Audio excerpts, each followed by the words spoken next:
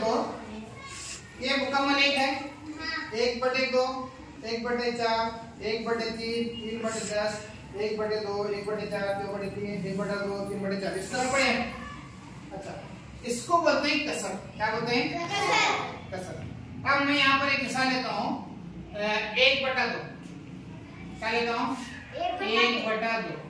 अच्छा, ये जो लकीर है वो बटा है, ऊपर 1 है, नीचे 2 है। हर एक कसर में तुम्हें देखेंगे तो 3 चीजें, एक दरमियान में बटे की लकीर है, एक अदद ऊपर है, एक अदद नीचे है। अच्छा, ऊपर की अदद तो एक नाम है और नीचे की अदद एक मखसूस नाम है खास। ऊपर की अदद को कहा जाता है शुमार कुनुंदा। शुमार कुनुंदा। शुमार कुनुंदा।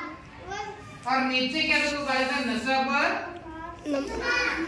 नसब नुमा। बोलो शुमार कुनुंदा, शुमार कुनुंदा, नसब नुमा, नसब नुमा, शुमार कुनुंदा, शुमार कुनुंदा, नसब नुमा, नसब नुमा। ठीक है, नसब नुमा, शुमार कुनुंदा,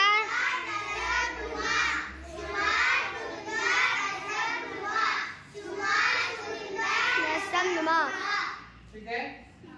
अब तस्मीह बोल।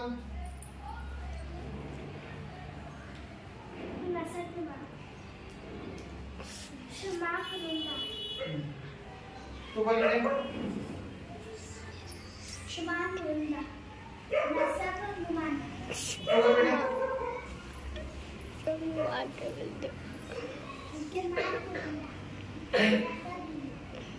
क्या हाँ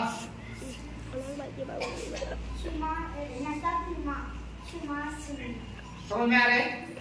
ऊपर का दर्द, नीचे का दर्द, याद नहीं लगता, कंफ्यूज होते हो। तुमने कल पूछे थे नसब नुमा ऊपर है नीचे का दर्द था।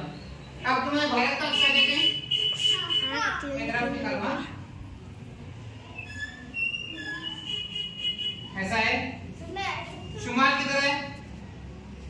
ऊपर। शुमार किधर है? ऊपर। जुनूब नीचे। मशरिक दाएं तरफ, मगरिब। ठीक है। ऊपर क्या है? शुमार। यहाँ ऊपर क्या है? शुमाल। शुमार। ऐसे लिखते हैं, यहाँ भी शुमार है, वहां भी शुमार है। इस तरह हिंदुस्तान के नक्शे में ऊपर क्या है? शुमाल है, शुमाल। इसी तरह कसर में ऊपर का हिस्सा कौन सा है? शुमार कुनुंदा। याद है? अगर ऊपर का शुमार कुनुंदा याद रहेगा तो नीचे का नसब में ऑटोमेटिक याद है होता ही नहीं होता।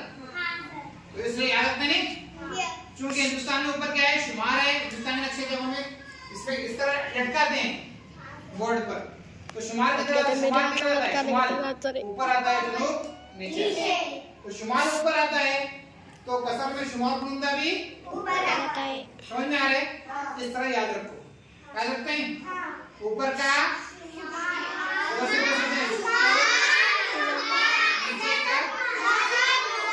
नीचे का ऊपर का हाँ